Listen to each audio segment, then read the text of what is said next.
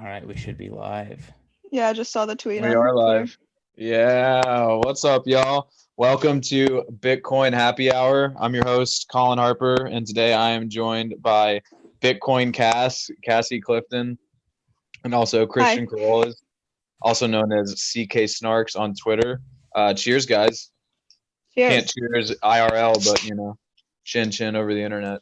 What are we sipping on? Chin, bro. It's 5 o'clock somewhere. Are we sipping on some fucking seltzer? Yeah, don't judge me, but the finest White Claw. The mango is the absolute best flavor. Is that a Michelob Ultra? Yep, it's from my fridge last time you guys were in town and someone bought beer and I've still got a lot left. So cheers to whoever bought this. Thank you. All right, so today we're going to be talking about an argument that Ragnar and Dan Held had on Twitter about Bitcoin circular economies or the virtues of versus the virtues of holding. We're also going to be talking about the mining landscape. That's Cass's area of expertise and kind of expectations going into 2020. But before that, I want to give a shout out to our sponsor, Give Bitcoin. Give Bitcoin is the only place where you can both give Bitcoin to those that you love and your friends and your family, and also teach them about Bitcoin, why we like it, why we think it's valuable, and why we're so bullish on it. You can check them out at givebitcoin.io. And what's the referral link, Christian? Yeah, it's givebitcoin.io/happy hour. Nice. So if you use our referral link, we'd really appreciate it. You should go check them out. I used them for Christmas this past holiday season to give some friends some Bitcoin. Also used it to give some of my family some Bitcoin. So go check them out. Really dope. What's up, Cass? Go ahead. I was just gonna ask if you guys got like Bitcoin for Christmas or like got any gifts off your list that were Bitcoin related. I got Bitcoin socks, which were that's fun. Yeah, hey. but I mainly gave it to people. Yeah, I'm in the stage of my life where I'm doing the majority of giving and not that much getting, but I did give quite a bit of Bitcoin. And for some people, I gave them the option, do you want cash or do you want Bitcoin? And surprisingly, a few people said Bitcoin. So I was stoked about it. Bro. I use Give Bitcoin.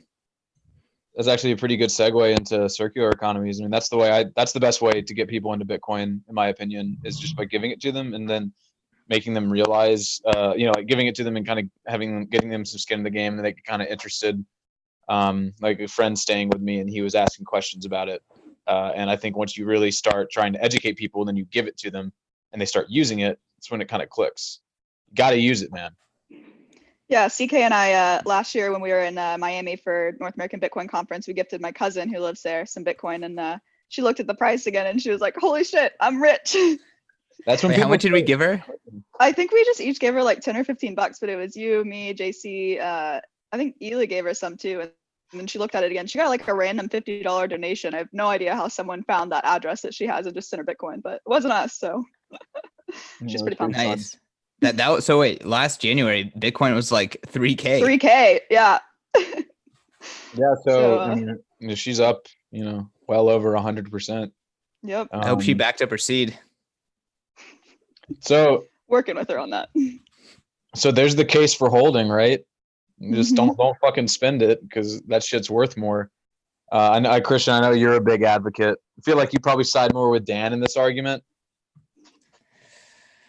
Well, so, it's funny that you say that because I retweeted Ragnar's original thread and I said excellent thread. So maybe I'm more open-minded than you think. Yeah, probably. No, you definitely are. So for people who are lacking context, Ragnar basically tweeted out this tweet, and I think did he include some of Dan's tweets in the thread?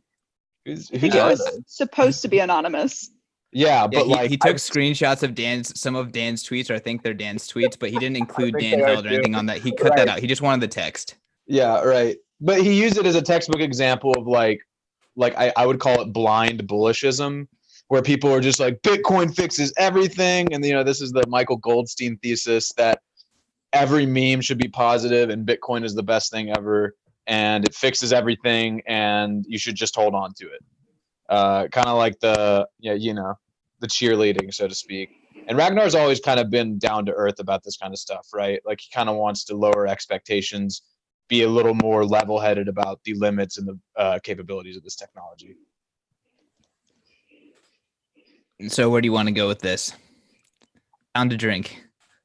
What's up? Yeah, pound the drink. I mean, I think there are virtues to both, but I think it's important to like look back at how gold kind of arose simultaneously as a means of exchange and also a store of value, because people were using gold, for currency pretty much congruently with when people were using it as a way to store their value, right? Because it simultaneously had both of those traits intrinsically when people were using it, right? Bitcoin's kind of been the opposite, where it's been a store of value before it really has been adopted as a means of exchange. You're twisting your face. I You don't know if believe it's that? been the opposite. I think I mean, that it's all emergent. yeah, that's actually a good point. But I guess Let's I foresee people using gold in the early days for a currency before they were using it completely as a store of value. Or again, maybe it was concurrent. But I feel like Bitcoin, the store value use case has been like number one, like uncensorable gold. What are you repping your nodal for? just cause I'm on camera. I love Always be shilling. Dude, nodal. I love my nodal. It's so smooth. Like it's great. Anyway, maybe we can get Colin, them when to did you sponsor get the one? show. I didn't realize you had one. Yeah, I got one a while back. I Oh, really nice. really enjoy it. But hey, on this topic, why don't you kind of, because you actually wrote a pretty awesome piece about an example of a Bitcoin circular economy in Latin America. Why don't you just hit the listeners with a little bit of those details, and maybe we can go from there. Yeah. So the project is called Bitcoin Beach, and it's in El Salvador. It was bootstrapped by this dude named Michael Peterson, who lived there on and off with his wife. They were plugged into some local charities, and they got a Bitcoin donation. And the Bitcoin donor was told the charity that they wanted to finance a kind of projects that would help bootstrap adoption, but also help people. And so Michael got plugged in with this anonymous whale and ended up starting these projects where they've onboarded teenagers and merchants with Wallet of Satoshi actually for the Lightning Network. And the merchants are accepting Bitcoin with the Lightning Network, and they're paying the kids for cleaning up the beaches and lifeguarding and all this other stuff. And it's a really cool program because the responses I got from some of the locals there said they've actually seen more people come in and pay. Like they're getting more customers that are paying with Bitcoin, partly because these kids and some of the locals have more money to spend. They actually some of them like it better than carrying cash. So it's this cool kind of circular economy. It's only like 100 people in these two villages between the two of them. But it's about $5,000 circulating at any given time, which is not that much, but you have to consider that this is a developing country. So it's interesting. So what did you say the kids are doing with that money though? Are most of them holding on to it? Or are they trying to spend it, or? It's a little bit of both. Okay. And that's the thing that I think is cool is like they're having to spend it for groceries and things like that. What are some of the I guess like financial inclusion factors there, like in terms of like how digitized is that economy in that city in El Salvador? That's the thing that was cool about it. So I was asking Michael, and he said, phones are almost a priority over food for people here, is actually the quote that he said. It's fascinating. Yeah, because like 50% of people have smartphones, but only 10% have bank accounts, was his kind of estimate, So take that with a grain of salt. But the point there being more people have phones than actually have bank accounts. So it's a cash heavy society. So having a digital wallet of sorts is very good for these people in the sense that it makes money a lot more portable, and in some cases makes it more safe, right? Because you have a passcode. Sure, someone could steal your phone, but they're not going to break your passcode. You're kind of shit out of luck. I mean, you'll have your seed phrase, I suppose, but then you have to get a new phone, host of other problems. But so it does actually solve a few problems because it is a pretty underbanked country. Now, of course, the pillar of this is Michael and Bitcoin Beach, right? Because like they're providing all the liquidity, which I think is what you're going to have to bootstrap these economies. He's basically ensuring liquidity for the merchants if they want to cash out. He's also, distributing the liquidity. This is the funds from the anonymous whale to the kids, to pay them for things, for doing public works and things like that. So the next step is trying to get an exchange going where people could start, trading with each other and providing liquidity that's not reliant on a single source. Well, here's a thought here, right? It took someone hodling to enable the circular economy. Yeah, it does, It took man. a I mean, whale. that's the thing is like, I think that ultimately you're going to have both. Like people, you say it's not good as a means of exchange right now. No, it's like you do need to have that consolidation, right? You need to have that store of value phase. And it'll be people will still use it. I've bought things with Bitcoin. I assume that each of us probably at some point has bought something with Bitcoin, right? And so people will do it, but if I'm going to do it, I'm going to spend and replace, which I think some hodl the freaks think is a bad idea. So Matt and Marty talk about this on TFTC a lot, and this idea of the next step for, I guess, spending Bitcoin are merchants that demand Bitcoin and want Bitcoin more than fiat, and they'll actually offer discounts for Bitcoin, similar to some places offering discounts if you use cash. And just an observation, last year there was no Bitcoin discount at Bitcoin 2019. So if you were to pay with fiat versus pay with Bitcoin, it was pretty much the same. But this year we have a blanket $50 discount on tickets no matter what, as long as you pay with Bitcoin. And I've noticed a significant uptick in Bitcoin purchases. I don't know if you follow, like we have like a little ticker that pings us every time there's a new ticket purchase, and it distincts between if it was an Eventbrite versus was it a BTC purchase. And Has that been recently? way more Bitcoin purchases. Just in general, it's been an overarching trend of this conference for Bitcoin 2020. We've had a significantly larger BTC purchase ratio, and we've been offering that 50% or that $50 discount on Bitcoin purchases. Speaking of that, yeah, I mean, guys, take advantage of this pump. You want to go to the Bitcoin 2020 conference that Bitcoin Magazine and our company is hosting in San Francisco. You should definitely go buy some 50% off ticks on Bitcoin. $50 off. $50. Oh, is it $50? Oh, my bad. Yeah. So it was still a good deal. 25% off. 25% still a good deal off right now. And still a cheap conference relative to all the other big ones, right?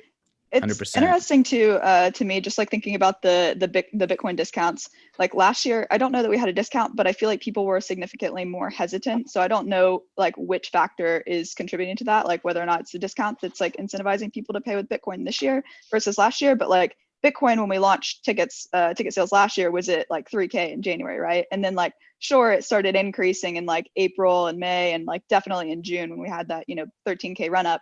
But at the same time, like people weren't really wanting to buy Bitcoin then. So like they were wanting to hodl when the price was low. Then the price like really began running up. And then I feel like people were like, oh, I don't really want to spend it right now either. I don't know if it's like just been a shift in mindset over the last year, or if it's been more of a like the $50 discount incentive and the more stability in the price. It's kind of led to that change there. I don't know. I think it's interesting though. Maybe I think you're also just going to get a lot of people wanting to pay in Bitcoin for something like this, especially when you give them the discount. And it's so easy to spend and replace now, even if there is the tax burden, that I think a lot of people would be fine with that. And plus, I do think that you are incentivized to like, this is what no one ever really talks about, is like when Bitcoin pumps, you should be incentivized to buy things because your purchasing power just went up. Yeah. And you want to capitalize on it when it's elevated, and then it's eventually going to go back down, and you're just going to buy more anyway, because if you're a fucking hardcore freak about it, then you're just converting your fiat whenever you have it, right? Like you're hardened to price swings. But I think there are plenty of reasons for why you'd want to spend it. I also think there are plenty of reasons why you're going to want to hold it. Like it's going to be whatever people want to use it for, and that's the beautiful thing about Bitcoin is it's agnostic to use.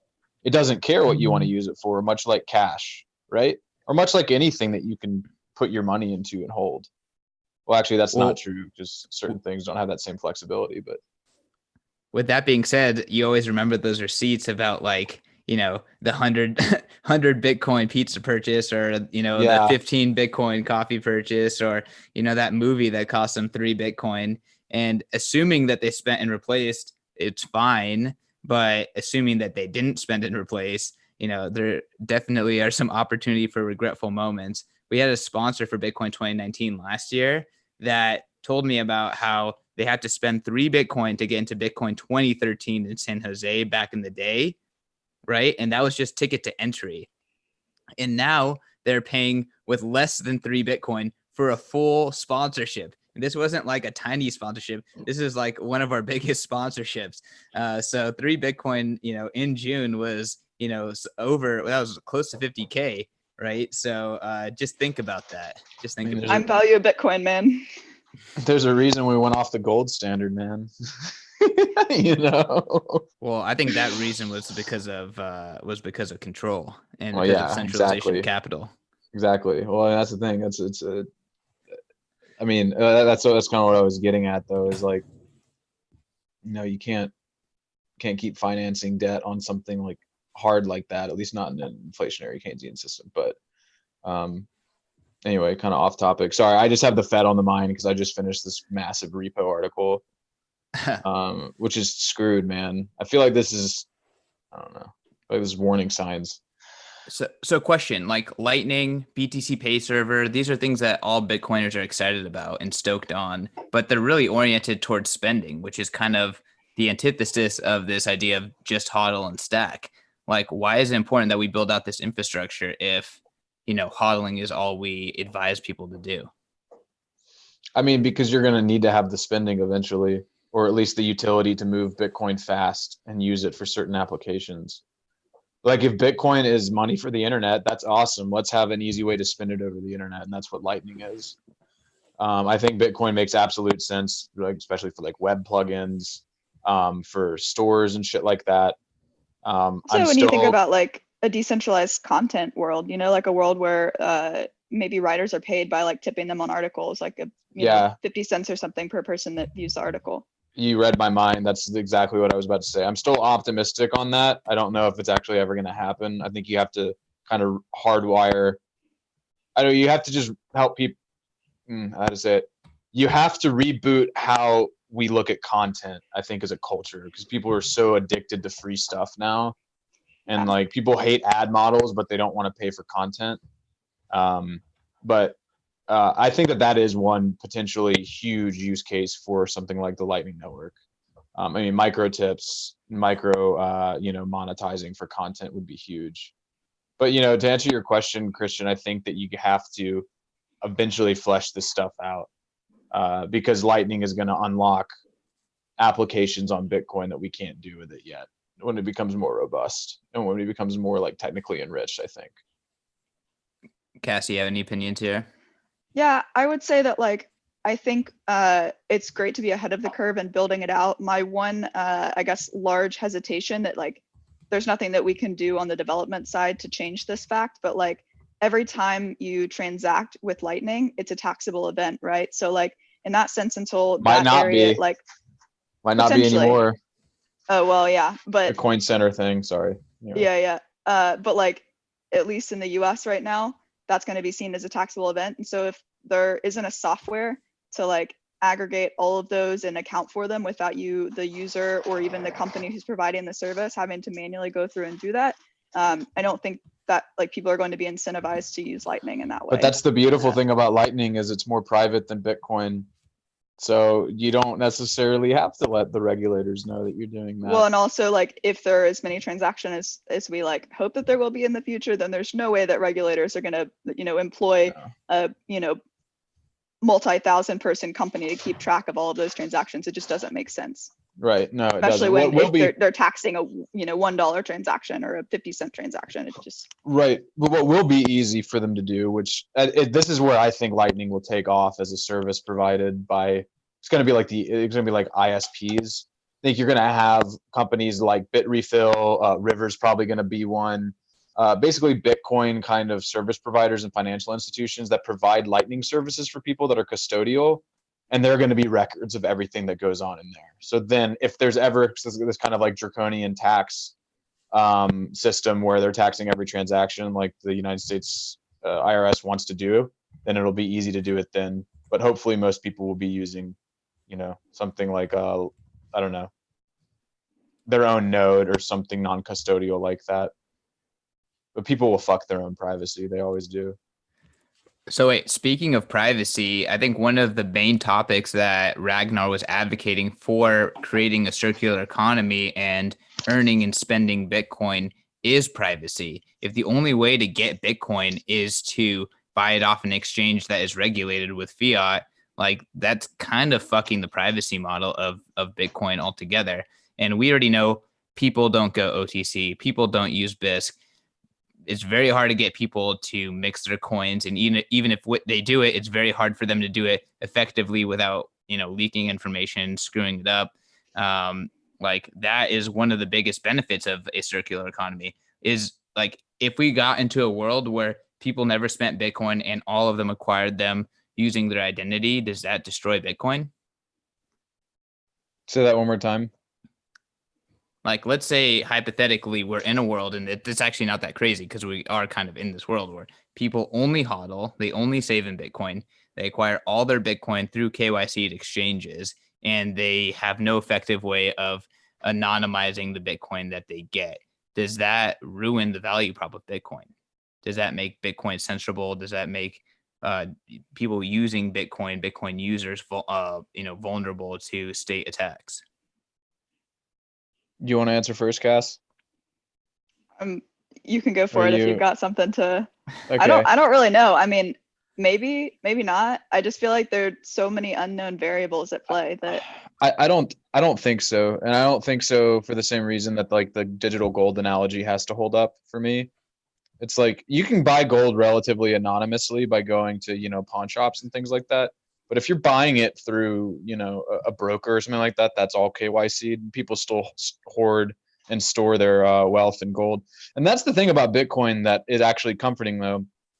Like, it would be fucking like if we want like hyper Bitcoinization or Bitcoin to exist as like a dominant alternative monetary system, then we do need a circular economy. But if we don't get that, then Bitcoin still has a use case.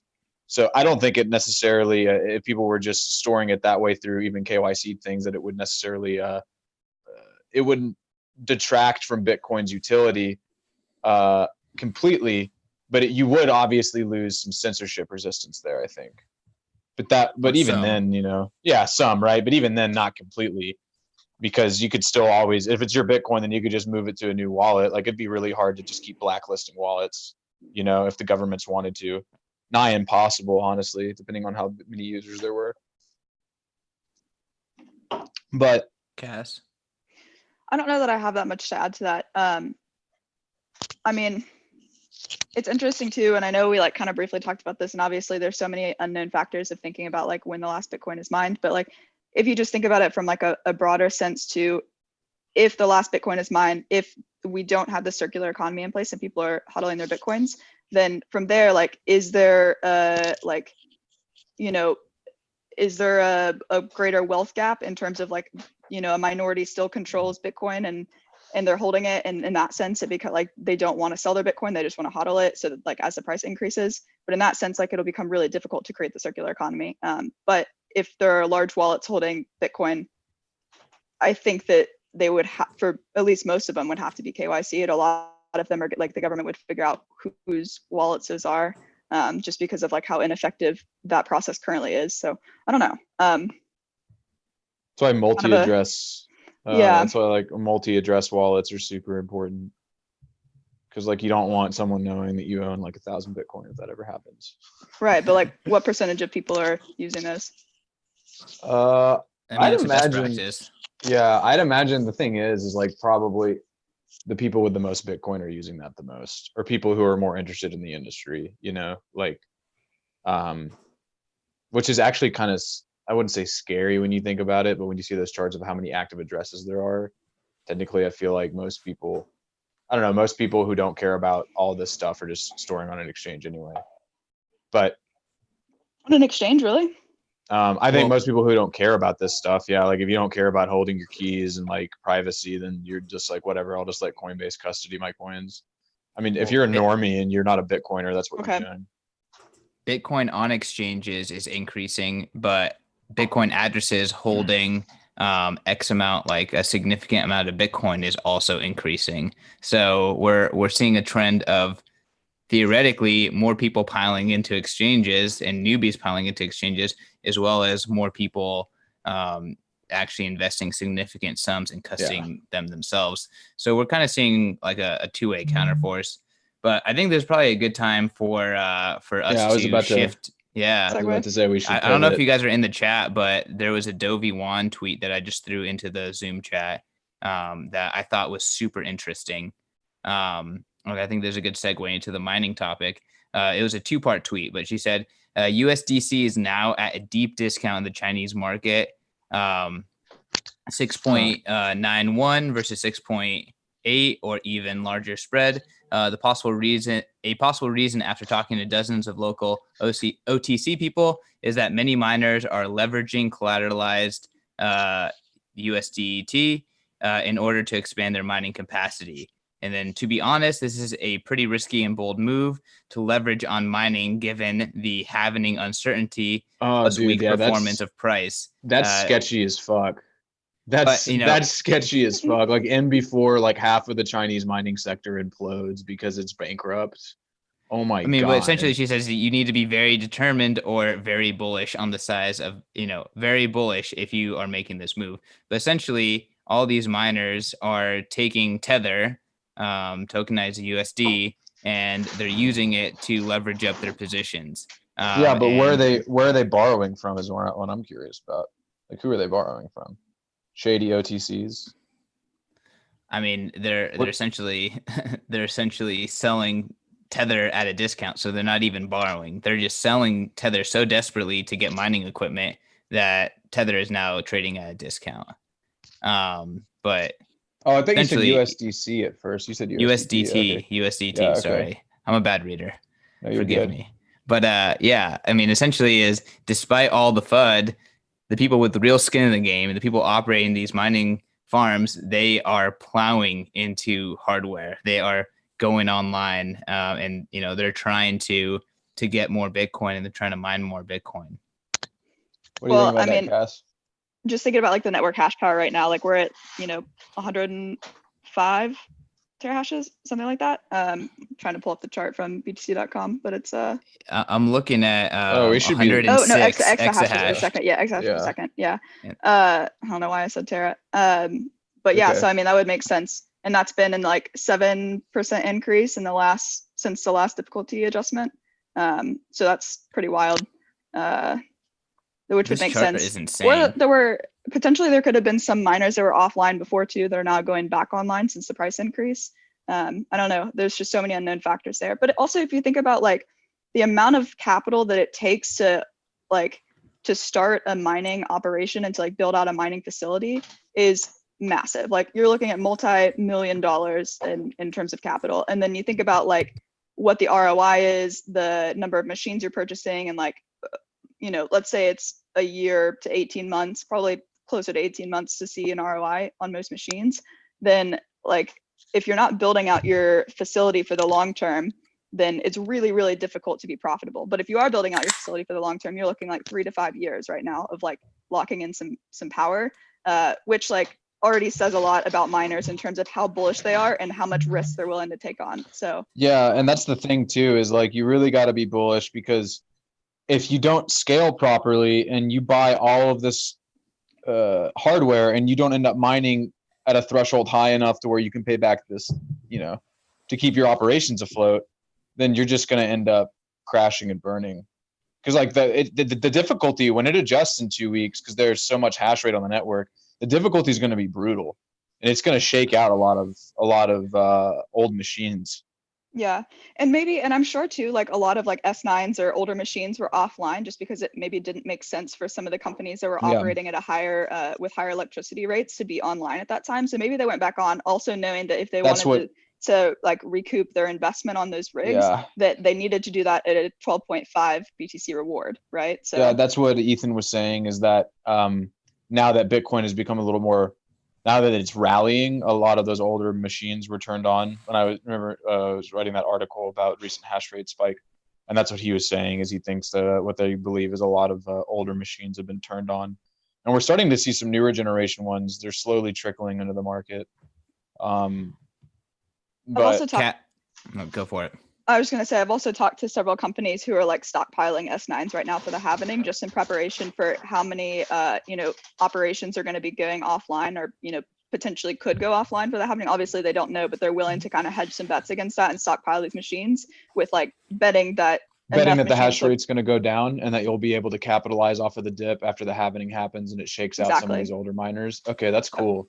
Interesting. Wait, And those so- S9s are cheaper for them too to buy, right? Like, yeah, it really depends on where you get it. And obviously we're in a super weird place, market, at least where the hardware is tied to the price of Bitcoin, the asset itself, that it's producing. So, I mean, I'm sure that they've gone up, but when we were in the high 6s, low 7s, we were looking at, you can get S9s from $120 per rig to, you know, 150, 170 bucks. And they're still below 200 for sure right now. Wow. So if you think about that compared to several $1,000 product, makes a lot of sense. Yeah. Sorry, Christian. What are you trying to say? Well, I'm just trying to get a little bit more clarification. Can you, for the listeners, can you kind of break down, you know, what the current, like, what is the most modern, I guess, Antminer ASIC, and how does it kind of compare to the S9, and, you know, why are S9s kind of floating around for cheap, and why are people kind of stashing these used computers? Yeah, I off the top of my head, I can't tell you like stats, like manufacturing stats on like efficiencies and whatnot. But so obviously, like the difficulty, one of the main reasons that we've seen the difficulty increase over the last few years has been because there's been an increase in computing power that can be put towards the network, right? So that's making it significantly more difficult to find that next block to solve that problem. And so we've seen this shift in S9s don't have the same computing power. So they're competing with, these new machines that are able to do it significantly faster. So they're beating the S9s to that, which makes sense in terms of, a lot of them have gone offline because it's no longer as profitable for them. But in terms of like exact statistics, I don't know those off the top of my head, but I can see if I can pull some up. I'm currently on Bitmain's website, and they have S9s that are showing an estimate of 13.5 terahash per machine, and then compare that to the new S17 Plus, which shows 67 terahash per machine. So yeah, theoretically, this new hardware that came out in 2019, end of 2019, or I guess, throughout 2019, is, anywhere from like 4 to 6 times better than the old hardware. Guys, I hate to interrupt this. We're at 8,900 right now.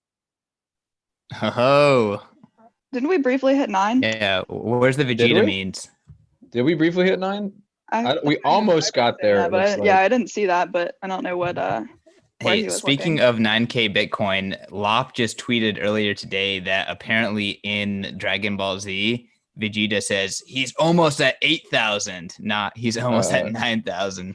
So we've been misusing the meme forever. He still says over 9,000 though, for sure. Like he absolutely says, like, because like he checks it after he's powering up, and Nappa's like, Vegeta, where's he at? And then he goes, he's over 9,000. And then Nappa like freaks the fuck out.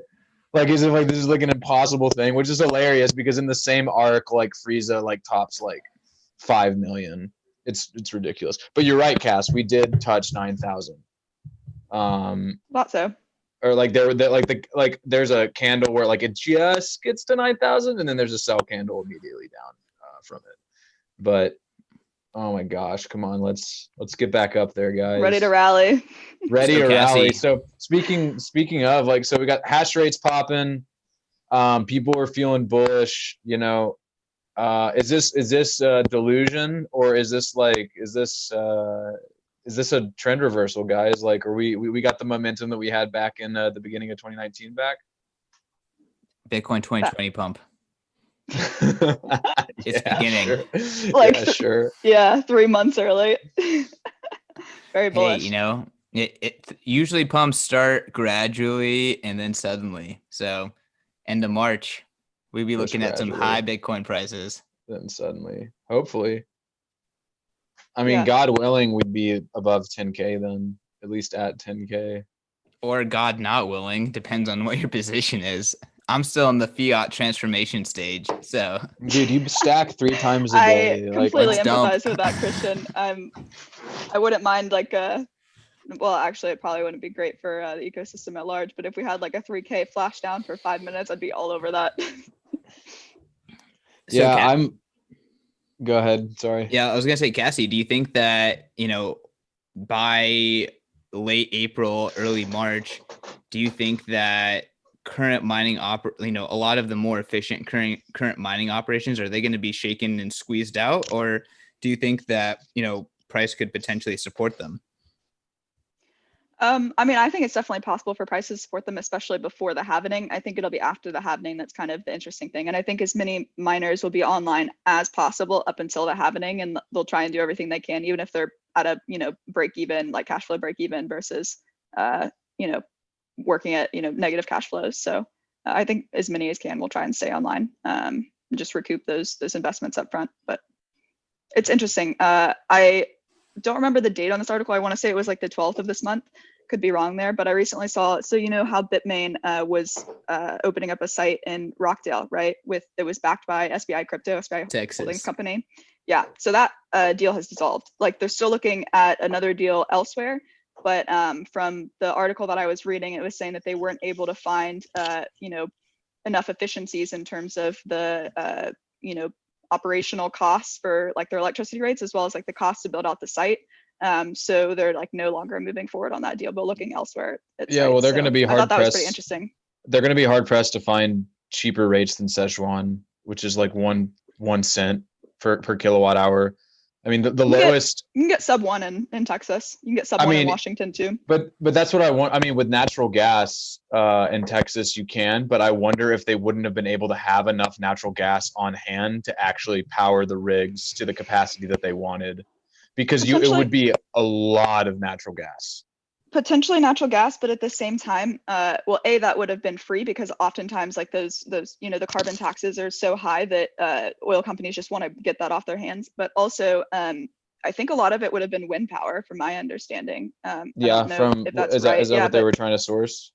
Yeah, the article didn't mention, but like there's a huge surplus of wind energy in Texas. There's a lot of stranded energy there, and they're adding another like 8 gigawatts, which is I remember you talking enormous, about this. yeah, to the grid over the next couple of years. And there's like currently not going to be really anything to do with it. Not that it's like all going to be sitting there just stranded, but there's not going to be a use for all of that energy. So that's just like a shit ton of energy that Texas is going to have, and like there are these rural areas where these turbines are. So it'll be interesting. Let's secure the hardest money the world has ever seen.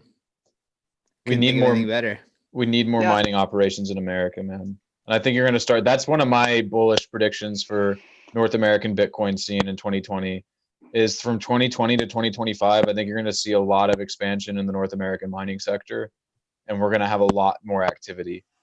Because like Cass said, I mean, we've got some energy rich areas that are just like dying. I mean, just like begging for Bitcoin mining operations. Maybe we should start one. I think there's definitely some rumors circulating about like manufacturing ops in the US. Layer 1, I think, that's on their docket, but I don't know like at what phase in their project implementation they'll actually get to that, whether or not that's 5 or 6 years down the road. Who's Layer 1?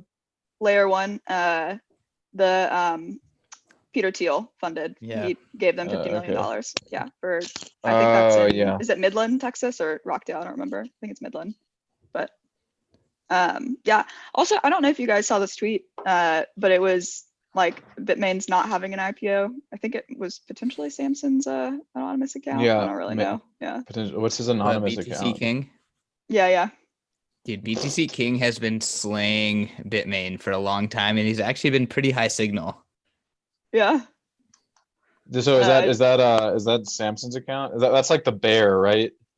Yeah. Is it Samson's account? I don't know. If someone wants to be anonymous on Twitter, I'm not going to be the one to out them. That's you like just outed them. You just indicated that. Okay, but like I've heard this. What insider knowledge do you know, Cassie? I don't know I don't have any insider knowledge there. I just thought it was interesting because like you look at some of the other manufacturing companies that have started gaining market share, and like maybe they've been gaining market share in China. I'm sure that some of them are in North America as well, maybe because they have lower prices. And if you think about tariffs and all of that, it just adds up. So yeah. I would imagine North America has been a pretty solid market for them as they've been like entering the space. But like Canaan's IPO is predicted, at least on the Token Insight report that I was reading, is predicted in 2020 to help them grow their market share. Because they're now, they're public. I mean, Canaan and Silicon are definitely gaining traction. And I think a lot of it is because I think personally, I don't know if you could chalk this up into conspiracy, but this is what Samson harps on. It's because of the Bitcoin Cash bet. Like, you guys remember when Bitcoin Cash surged to like $1,300 back in November of like 2017? Like, that was because Jihan and Roger were hijacking hash rates. And I think Bitmain lost a fuck ton of money on that bet. And I think that they're probably cash strapped and hurting. And one of the reasons why they're probably not doing an IPO is because they don't have enough cash or, resources for a high enough valuation, I think. I don't know. Interesting. This report actually says that 2019, their market share was like 55 to 58% of the manufacturing market, and then 2020 is predicted at 63%. Whoa, really? Yeah. So here, this is what the report says. With I think with Wu Jihan's return to Bitmain on October 27, 2019, and the launch of several initiatives, including installment payment, joint mining, and options hedging, Bitmain is expected to snatch a greater market share in 2020. I wonder what their hash rate is at now, like with their pools, because what is it? F2 pool broke away, right? Yeah. And Poolin. Yeah, and Poolin. Yeah, Poolin. Which is good. Like, they can keep on making the hardware, I guess. Just surrender some of that hash rate. I mean, they're all using the same stuff. They also make the software that's that's on the hardware. Yeah, Cass. I know that's the problem. I have so many qualms with that. Yeah, there's just so many concerns there for there to be an entity that not only manufactures the hardware but also is the entity behind the pool and owns the algorithm. Right. It is basically you can't override it either unless you hire hackers to override the algorithm for you. So to break it. Right. So you just interviewed the guys at Brains. Yeah, that's why Brains is so cool, man. Super interesting. Slushpool is awesome. I'm super pumped about what they're doing, and it's so important too, because like with these pools, you don't know where the hash rate is being directed, right? Like that's not something that's clear. But also when you own you buy this hardware and you spend thousands of dollars on it, but at the same time, you don't necessarily have complete ownership over it. Like you can't override things, like you can't reset fan controls, you can't turn the fans off. There's so many different like nuances of the machine that the algorithm controls that you don't have access to. So I think it'll be super, super important for this space to have more ownership there. And then that puts like the ownership of the rig back in the hands of the miner, which was Satoshi's original vision. So right. I mean, we need to break Bitmain's monopoly all across the board, because that is the scary thing. Like, you manufacture hardware, software, and you operate pools. But that's one of my I don't know. I think we're starting to see Bitmain's grip kind of loosen. And I think that's the narrative, but is it really? A lot of altcoin shills will still pound on the fact that mining is centralized in Asia, both in manufacturing and in physical hardware locations. I mean, yes, but also they're pulling their hash rate. Another problem is that it's not just Asian miners; they're pulling their hash rate from all across the world, because you have people from North America and Europe targeting their hash rate towards Asian pools, and that's another huge problem. So if you gave them other options, which is something that Ethan Vera they're trying to do, how do you pronounce it, Cass? Luxor? Yeah, Luxor pool. They're trying to give North Americans a good alternative instead of like exporting their hash rate. Yeah. Anyway, what were you gonna say, Cass? I was just gonna say, and I'll keep this anonymous because I don't want to share it too much. But I had a conversation with a mining. God, such an insider. I don't know about that, but I had a conversation with a mining company today, and they operate in North America, and they were saying that of the clients that they service, 75% of all of those machines across the board of these clients are Bitmain machines. So they're Antminers. So I just think that that's interesting to think about. I mean, I know previously I'd mentioned like potentially these other manufacturers are having an easier time gaining market share in North America, which is still a possibility. But like, I think S9s are still really prevalent on the market and still profitable for right now. And there's a lot of those machines out there. So I think that Bitmain still has a pretty large monopoly in the market. Yeah, on the devices for sure, but I'm talking about kind of a more holistic look, right? Like the more you can chip away at how much hash rate they control, even if their machines are mining it, that's not ideal. But if you can chip away at how much hash rate they control and also how much mining revenue they make, I'm more worried about hash rate allocation than necessarily who's producing the devices. Though I do want InnoSilicon and Canaan and some other big firms to step up and start challenging that. It's also up to users too. I mean, Bitmain makes the best machine, so that's why they have such a market share. But buy other devices. Like we need more varied devices in the mining ecosystem.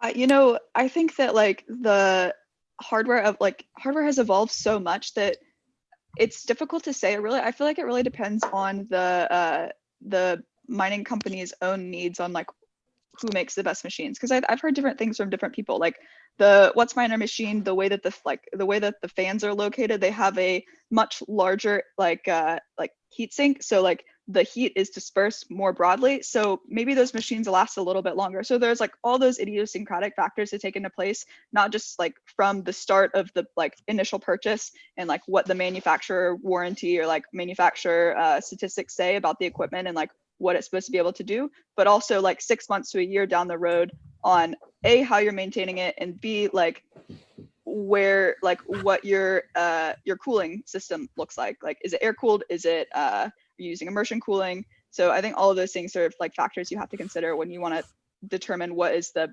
best hardware for you on site. Shameless show, but if you guys want to learn more about this, subscribe to What's Happening podcast. Cassie is just diving deep in all things Bitcoin hardware or Bitcoin mining, and she's getting the best in the business. So I've been enjoying listening to it, and it's pretty clear that you know what's up. You're an insider, so don't hide it. No, I appreciate that. Yeah, it's always awkward to shill yourself. So thanks for all the shout outs, CK. That's all I do is shill. Speaking of shilling ourselves, where can we find you guys on Twitter? If you didn't already see it above the live stream viewers. Oh yeah, you can find me on Twitter at BitcoinCast or my podcast at What's Happening. What about you, Christian? Oh man, so many places. At CK_snarks, at POV Crypto. If you want to hear me showdown with an ETH head, David Hoffman at Trustless State. Of course, just at Bitcoin Magazine and Bitcoin 2020. Just always doing Bitcoin stuff. So Twitter's a good spot for all that. David's like the ETH messiah, man. Dude, yeah, no, he is the you need ETH to tell legend. him you need to tell him he needs to grow out his hair so he can become ETH Jesus. Is he gonna come to Bitcoin 2020? Maybe. I don't know. I haven't confirmed with him. He was at Bitcoin 2019, had a good time. Oh, did he? Nice.